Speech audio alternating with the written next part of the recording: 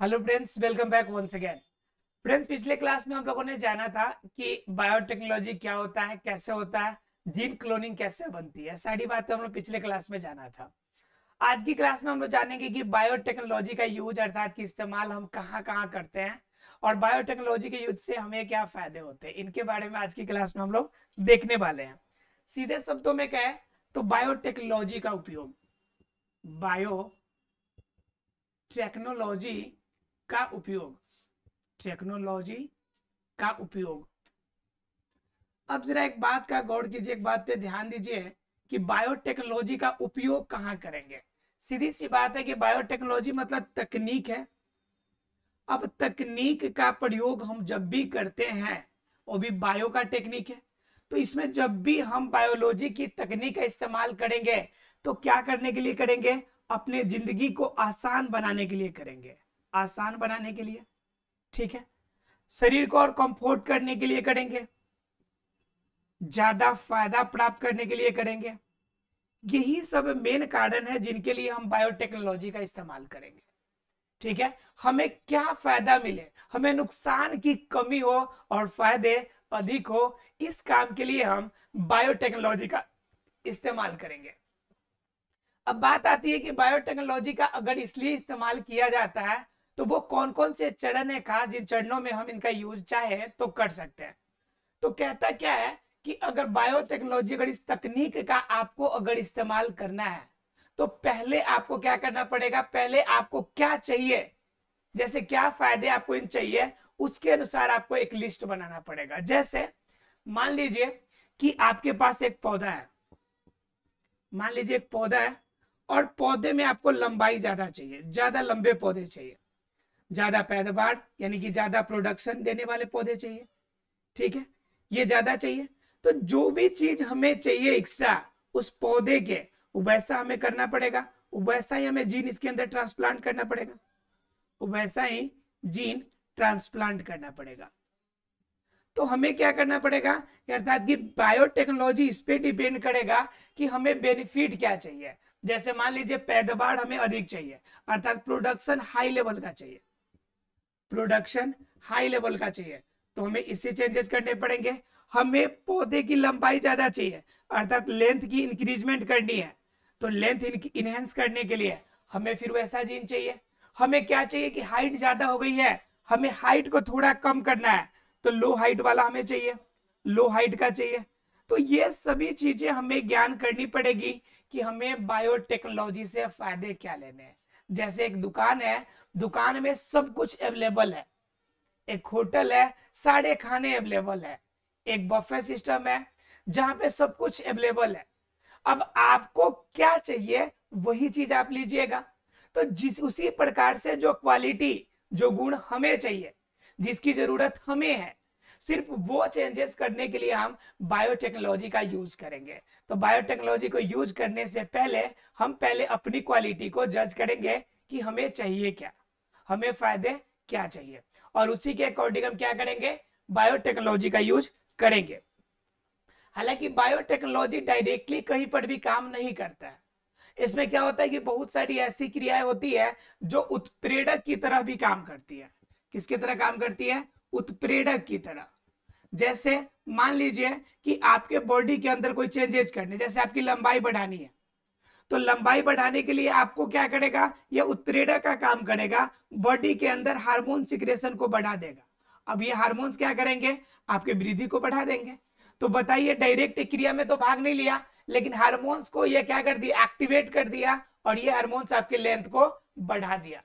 तो कहता यह है कि बायोटेक्नोलॉजी का इस्तेमाल आपके शरीर में अलग अलग तरीके से किया जा सकता है। इसका मॉडिफिकेशन डिपेंड इस बात पे करती है कि आपको बेनिफिट क्या चाहिए। अब जरा गौर करेंगे कि बायोटेक्नोलॉजी का यूज फसलों पे या फिर पौधों पे किस रूप में या कैसे किया जाता है। ठीक है, चलिए देखते हैं जरा सा कि पौधों में कैसे काम करेगी। देखिए, तो इसमें क्या है कि अब जरा देखते हैं कि पौधों में ये यूज कहाँ किया जाता है। तो पहला नंबर हम काम करेंगे कि यह रोग मुक्त रोग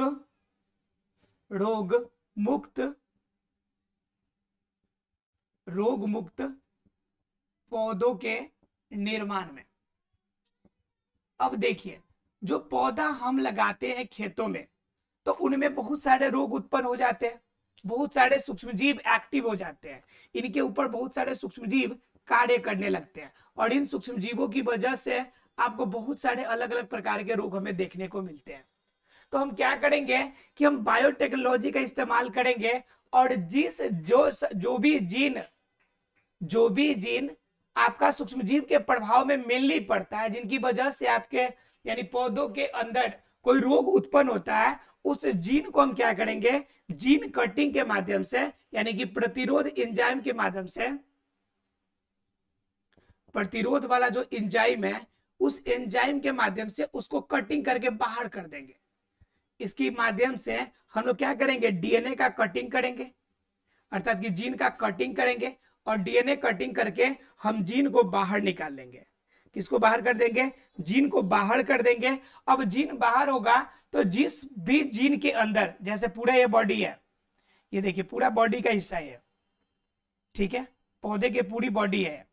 अब क्या हो गया कि हमें पता चल गया कि ये यहाँ का जो ये जीन वाला सिस्टम है, इसी के अंदर सबसे ज्यादा अटैक होता है, और इन्हीं अटैक की वजह से आपका पूरा पौधा जो होता है नुकसान हो जाता है, ठीक है।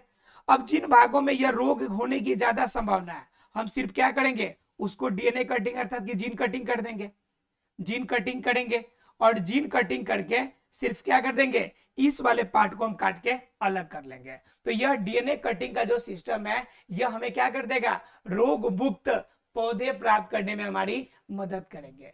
यानी पौधे को अगर हमें अच्छी क्वालिटी चाहिए, रोग मुक्त हमें पौधा अगर चाहिए, तो हमें क्या करना पड़ेगा, ये प्रतिरोध एंजाइम्स का उपयोग करना पड़ेगा, और इसके उपयोग से हम क्या करेंगे, रोग मुक्त पौधा प्राप्त करेंगे। और यह रोग मुक्त पौधा क्या होगा कि हमारे लिए ज्यादा पैदावार देने वाला और इजी वे में अवेलेबल हमें प्राप्त होगा।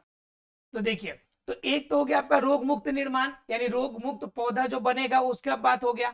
दूसरा नंबर क्या हो जाएगा इसी में कि मान लीजिए कि हमारा रोग मुक्त अगर रहता है, तो एक चीज होगा कि उनके अंदर रोग होगा ही नहीं, लेकिन सभी रोगों के लिए हम सभी जीन को कटिंग करके बाहर निकाल तो नहीं सकते हैं। सारे क्वालिटी को हम उसके अंदर से बॉडी के सभी पार्ट को काट के हम अलग तो कर नहीं सकते हैं। यानी टेक्नोलॉजी का इस्तेमाल करके हम पूरी की पूरी पौधा को बाहर तो नहीं कर सकते हैं। तो उस कंडीशन में कोई और भी तरीका चाहिए जिनसे हमें अलग तरीके से भी फायदे हो। तो मतलब क्या कि रोग मुक्त पौधा का निर्माण तो सही है, लेकिन इसके अलावा एक होता है आपका रोग प्रतिरोधी क्षमता, रोग प्रतिरोधी क्षमता वाला पौधा, रोग प्रतिरोधी क्षमता वाला पौधा, यानी कि ऐसे पौधे का भी निर्माण हम कर सकते हैं जिनके अंदर रोग प्रतिरोधी क्षमता हो। मतलब क्या, पहला नंबर तो पूरी तरह से रोग, हमने कुछ रोगों का हमने क्या कर लिया, उसका जीन ही बाहर निकाल दिया, चलो भाई अब वो जड़ से खत्म। जैसे हाथ में अगर या पैर में कभी कभी इंफेक्शन ज्यादा हो जाता है, जब ऐसा लगता है कि कैंसर जैसे बड़े इश्यूज पैर में या छोटे से घाव वाले पार्ट में हो सकता है, तो हमारे पास एक ही ऑप्शन होता है कि उस वाले बॉडी पार्ट को हम लोग काट के शरीर से अलग कर देते हैं। न रहेगी बांस न बाजेगी बांसुरी, तो उस कंडीशन में हो जाता है आपका। लेकिन ठीक उसी प्रकार पौधों के अंदर भी होता है कि जब यह रोग होने वाला है, हमें पता चल गया कि इनकी वजह से रोग उत्पन्न होगी, तो उस जीन को हम इस्तेमाल कर लेंगे, उस डीएनए को कटिंग कर देंगे, उस जीन वाले पार्ट को अलग कर लेंगे। मतलब बायोटेक्नोलॉजी के किसी भी फॉर्म का इस्तेमाल करके हम उसे क्या कर लेंगे, अलग कर लेंगे। जब ये अलग हो जाएगा तो हमें रोग मुक्त पौधा मिलेगा। लेकिन सभी के लिए ऐसा तो नहीं कर सकते हैं, तो इसलिए कुछ जो आपके जीवाणु का अटैक होगा, कुछ अन्य आपके रोगों का अटैक होने वाला है, तो उन अटैक से बचने के लिए उनके अंदर क्या होना चाहिए, रोग प्रतिरोधी क्षमता में इंक्रीज करनी है। तो इनहेंस करने के लिए क्या करना पड़ेगा, हमें वेक्टर को प्रवेश कराना पड़ेगा। वेक्टर का क्या करना पड़ेगा, प्रवेश कराना पड़ेगा। अब ये वेक्टर क्या करेगा, तो ये वेक्टर पहले ही पहचान जाएगा, जैसे बाहर से कोई भी एंजाइम आएंगे, कोई भी आपका जीन, कोई भी आपका डीएनए का पार्ट आएगा जो आपका वायरस का हो या किसी अन्य माइक्रो ऑर्गेनिज्म का हो, तो वह आते आते सचेत करेगा भाई अब रेड अलर्ट हो गया है, अब आ जाओ, इसके आगे आपको समस्या उत्पन्न होने वाली है, ये बाहर से कोई अटैक हो रहा है, उस अटैक से अपने आप को सुरक्षित करो। तो यह मेथड आपका क्या होता है, रोग प्रतिरोधी क्षमता को बढ़ाने में आपकी मदद करता है। तो रोग प्रतिरोधी क्षमता होगा, यानी क्या करेंगे, जिस तरह से ऐसे जीन कटिंग करके हम अलग कर रहे थे, तो यहाँ पे क्या करेंगे, कहीं और से जीन को उठाकर और डीएनए को उठाकर हम क्या करेंगे, पौधे के शरीर के अंदर डालेंगे, और वो क्या करेगा, पौधे के अंदर यह क्वालिटी आ जाएगी। ठीक है, मतलब क्या, रोगों से लड़ने की क्षमता उनके अंदर आ जाएगी। ठीक है, अब इसी तरह से अब क्या हो गया कि ये वास्तव में किया कैसे जाएगा, तो दरअसल बात किया जाता है कि रोग प्रतिरोधी क्षमता के लिए हम लोग क्या करते हैं, उत्तक संवर्धन, जो मैंने आपको बताया था कि उत्तक संवर्धन का विधि इस्तेमाल कर लीजिए। किसका इस्तेमाल कर लीजिए, उत्तक संवर्धन की विधि। और उत्तक संवर्धन की विधि में जो कैलस होगा, अर्थात कि उस कैलस के अंदर वो पोषक तत्व डालिए जिनके वजह से ये क्वालिटी इनके अंदर आ जाएंगे कि यह वैसे रोगों से बच सकता है। जैसे मान लीजिए आपका पोटैटो में, अर्थात कि आलू में बहुत सारे आपको रोग होते थे, पोटैटो जो आपका होता है वो भी रोग होता है, उसके बाद ब्लाइट एक नामक एक रोग है वो होता है। तो वैसे कंडीशन में जब हमें रोग पता होती है तो उनसे बचने वाले एंजाइम्स जो होते हैं हम इन कैलस के अंदर ही डाल देते उत्तक संवर्धन में। तो बताइए, जब कैलस के अंदर पोषक तत्वों के साथ हमने पोषक तत्वों में उस मटेरियल को जब मिला दिया है, तो बताइए उत्तक संवर्धन के साथ जो ये नया पौधा तैयार होगा, तो नए पौधे के अंदर रोग प्रतिरोधी क्षमता बढ़ेगी या नहीं बढ़ेगी, बढ़ेगी। तो उस कंडीशन में यह आपका रोग प्रतिरोधी क्षमता बढ़कर तैयार हो जाएगी। क्लियर है आप लोग को? तो ये 2 पॉइंट क्लियर हो गया आपको, एक रोग मुक्त पौधा और दूसरा नंबर रोग प्रतिरोधी क्षमता में वृद्धि। अगर बात करें हम लोग तीसरा कि बायोटेक्नोलॉजी का और यूज हम कहां कर सकते हैं, तो देखते जरा यूज और कहां कर सकते हैं हम लोग। देखिए उसके बाद आता है क्या कि 2 चीजें तो देख लिया आप लोगों ने, तीसरी बात आती है। तीसरी बात में क्या कि आपका लवण, जो आपका जो जमीन है, जो धरती है, वह कहीं कहीं पर ज्यादा लवणीय हो जाती है। ठीक है, लवण की मात्रा जहां पे ज्यादा हो जाती है, या फिर आप कहे कि कहीं कहीं पे सूखा ज्यादा पड़ता है, तो सूखा वाला स्थान और जो लवणीय भूमि है उन जगहों पर उनको सहन करने वाला, लवण को सहन करने वाले करने की क्षमता वाले पौधे का निर्माण। ठीक है, वाले पौधा का निर्माण। देखिए ये सभी बायोटेक्नोलॉजी का इस्तेमाल है।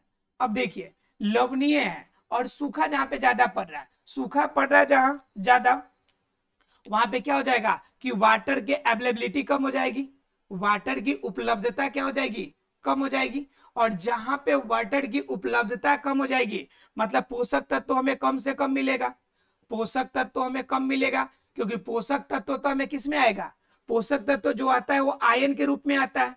और आयन क्या होगा, आयन खनिज लवण जो होंगे आपका, आयन और आयन जो खनिज लवण के आयन होंगे वो क्या करेंगे, जल में ही घुल कर आने वाले हैं। तो उस कंडीशन में वाटर की उपलब्धता कम होगी तो पोषक तत्व कम मिलेगा, अर्थात कि आपका जो पोषक तत्व कम मिलेगा तो पौधे के अंदर क्या होगी, विकास रुकेगी, विकास कम होगा। तो विकास को प्रभावित करने से बचने के लिए हमें क्या चाहिए कि हमें जो पोषक तत्व धरती से मिलनी है वो सूखा पड़ेगा तो उन पोषक तत्वों की कमी ना हो। तो हम उसको क्या करेंगे, जब उत्तक संवर्धन हम करेंगे तो उसी कंडीशन में हम क्या करेंगे, ऐसे पोषक तत्व भी डाल देंगे कि जिनकी वजह से अगर उनकी कमी हो जाए तो उन कमी को भी हम क्या कर सकते हैं, उन कमी को भी हम पूरा कर सकते हैं, कमी को भी क्या करेंगे, पूरा कर सकते हैं, कमी को पूरा कर सकते हैं। तो इसे हम क्या कहेंगे, तो ये उत्तक संवर्धन में हम इसका निर्माण कर सकते हैं, उत्तक संवर्धन की क्रिया के द्वारा हम इसे क्लियर कर सकते हैं। क्लियर है आप लोग को? मतलब क्या, लवणीय क्षेत्र या सूखा क्षेत्र, समझिए कि हर एक प्रॉब्लम का सॉल्यूशन हमें कौन देगा, बायोटेक्नोलॉजी देने वाला है। तो जहां पे लवणीय है या ज्यादा सूखा पड़ रहा है तो उस कंडीशन में भी आप क्या कर लीजिए, उसका भी आप फायदा उठाइए। और बायोटेक्नोलॉजी आपके पास अवेलेबल है तो आप बायोटेक्नोलॉजी की अवेलेबिलिटी का इस्तेमाल कीजिए और उनमें चेंजेस करके, जीन में, उनके डीएनए में, यानी जो कुछ भी चेंजेस करना है कीजिए, बायोटेक्नोलॉजी ने पूरी छूट दे दी है आपको। ठीक है, चेंजेस कीजिए और उनका उपयोग करके क्या कर लीजिए, नए उत्तक आप बना लीजिए। क्लियर है आप लोग को? तो इसके माध्यम से आप क्या कर सकते हैं, नए पौधे का निर्माण आप कर सकते हैं। क्लियर हो गया सब किसी को?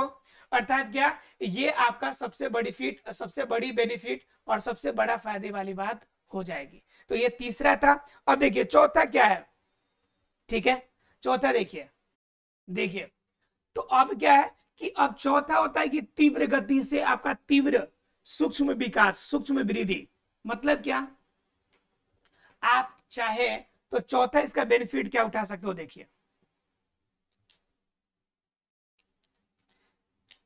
देखिए तीव्र सूक्ष्म वृद्धि।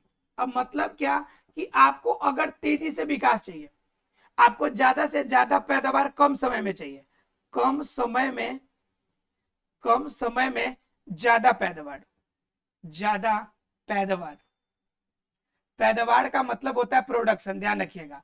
तो कम समय में अगर ज्यादा पैदावार चाहिए तो उसके लिए क्या कीजिएगा, तीव्र सूक्ष्म वृद्धि, यानी कि कम समय में काफी तेजी से वृद्धि करने वाले पॉइंट पर आप ध्यान देंगे। यानी कि तीव्र वृद्धि करे, सूक्ष्म वृद्धि करे, मतलब जल्दी, तुरंत जल्दी वृद्धि करे, ज्यादा वृद्धि कर ले। तो जब ज्यादा वृद्धि करेगा कम समय में, तो उसी को हम क्या कहेंगे, इस तीव्र वृद्धि को हम किस नाम से जानेंगे, इस तीव्र वृद्धि को हम जानेंगे बायोटेक्नोलॉजी के एक बहुत महत्वपूर्ण आपके चेंजेस के हिसाब से, क्योंकि हमें कम समय में ज्यादा पैदावार चाहिए। जैसे मान लीजिए कि आपने देखा होगा कि जो आपका होली का समय आता है, तो हमें क्या होती है कि ज्यादा आपका मुर्गे की आवश्यकता पड़ती है। तो उस समय देखिएगा ऐसे मुर्गे जनरली इस्तेमाल किए जाते हैं, या इस प्रकार की दवा इस्तेमाल की जाती है कि कम समय में उसकी वेट ज्यादा बढ़ा दे, पहला नंबर। दूसरा नंबर बात देखिए कि अंडा की उपयोगिता जब ज्यादा बढ़ती है, तो हम लोग ऐसे भी दवा देते हैं कि अंडा ज्यादा से ज्यादा आपका क्या कहते हैं, जो मुर्गी है वह ज्यादा से ज्यादा अंडे दे दे। फिर उसी प्रकार से ज्यादा दूध की आवश्यकता पड़ती है, तो हम इनका क्रॉस कराते हैं, और क्रॉस करा के ज्यादा दूध वाले आपके गाय और भैंस प्राप्त करते हैं। ठीक उसी प्रकार से कम समय में ज्यादा पैदावार चाहिए, तो हम किसका इस्तेमाल करेंगे, बायोटेक्नोलॉजी का इस्तेमाल करेंगे। और इस टेक्नोलॉजी का इस्तेमाल करके कम समय में हम ज्यादा बेनिफिट वाले चीजें उठा सकते हैं। तो ये क्या हो गया हमारे, ये पॉइंट नंबर 4 हो गया। अगर बात कीजिएगा पांचवें फायदे की, ठीक है, तो ये क्या हो जाएगा, चार फायदे हो गए। पांचवे की अगर बात कीजिएगा तो हम कृत्रिम खाद, यानी कृत्रिम तरीके से जो हम खाद बनाते हैं, जो कृत्रिम खाद हमें अवेलेबल मिलता है। तो खाद में क्या, जैसे हम बात करते हैं यूरिया की, हम किसकी बात करते हैं, यूरिया की, हम बात करते हैं डीएपी की, हम बात किसकी कर रहे हैं, जिंक की। तो ये सभी जो हम लोग बना रहे हैं, ये सभी किसके बदौलत है, बायोटेक्नोलॉजी की बदौलत। हम ऐसे पोषक तत्व इस्तेमाल कर रहे हैं, हम ऐसे पोषक तत्व बना रहे हैं जो पौधों को सामान्य रूप से धरती से अवेलेबल नहीं हो पाती है। तो उनकी कमी को पूरा करने के लिए हमने क्या कर लिया है, कृत्रिम खाद बना लिया है, हमने उर्वरक बना लिया है, हमने फर्टिलाइजर बना लिया है। और फर्टिलाइजर किसकी वजह से बनी है, तो बायोटेक्नोलॉजी की वजह से। किसकी वजह से, बायोटेक्नोलॉजी की वजह से। तो समझ सकते हैं कि पौधों में कितना ज्यादा चेंजेस कर सकते हैं बायोटेक्नोलॉजी का इस्तेमाल करके। ठीक है, तो ये हो गया आपके क्या, पांचवा नंबर बायोटेक्नोलॉजी का यूज। अगर छठे की अगर बात कीजिएगा तो क्या कर सकते हैं, छठा, कृत्रिम तरीके से अगर बीज बनाना हो। छठा नंबर, अगर कृत्रिम बीज तैयार करना हो, मतलब क्या, खुद से लेबोरेटरी में अगर नए बीज उत्पादन करना हो, और इस बीज का आपका ज्यादा उत्पादन वाला, ज्यादा प्रोडक्शन वाला चाहिए, तो ज्यादा प्रोडक्शन के लिए आपका कृत्रिम बीज का तैयार करना होगा, तो कहां कीजिएगा, वो भी आप बायोटेक्नोलॉजी की सहायता से चाहे तो कर सकते हैं। और क्या कर सकते हैं आप, तो देखिए, ठीक है, उसके बाद आपका सातवां कर सकते हैं, क्या कर सकते हैं, जर्म प्लाज्मा। ठीक है,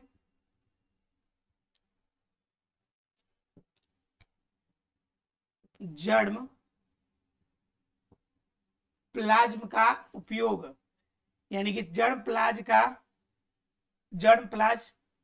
बना सकते हैं, किससे, बायोटेक्नोलॉजी से। ये क्या करेगा, जर्म्स को मारने में मदद करेगा। ये कृत्रिम तरीके से उत्पन्न जर्म्स होंगे, जर्म्स मतलब कीट होंगे, कीड़े होंगे, सूक्ष्मजीव होंगे, जो हमें क्या करेंगे, अन्य जर्म्स को हमारे जो खेतों में नुकसान पहुंचाएंगे उनसे हमारी सुरक्षा करेगा।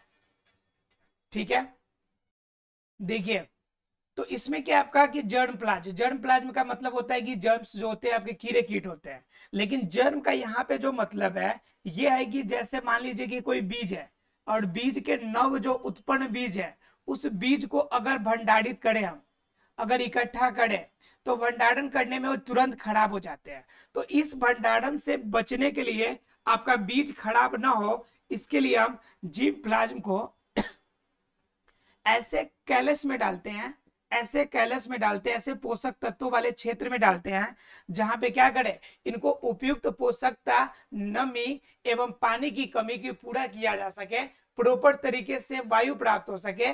तो वहां पे आपका क्या होगा, बीज जो होगा उसी अनुरूप आपका अवेलेबल रह जाएगा। तो यहाँ पे आपका जर्म प्लाज्म बनाने में मदद हमारी कौन करने वाला है, तो बायोटेक्नोलॉजी। ठीक है, उसके बाद आपका इसके अलावा अगर कोई रासायनिक पदार्थ बनाना है तो वह रसायन बनाने में भी हमारी कौन मदद करेगा, वो रसायन बनाने में भी हमारी बायोटेक्नोलॉजी मदद करेगा। तो हमने देखा कि बायोटेक्नोलॉजी का उपयोग हम अलग अलग रूप में चाहें तो कर सकते हैं। ठीक है, अब हम लोग कल जानेंगे इसके आगे के बारे में। तब तक के लिए हमें आज्ञा दीजिए, मिलते हैं अगले क्लास में। तब तक के लिए thank you very much friends.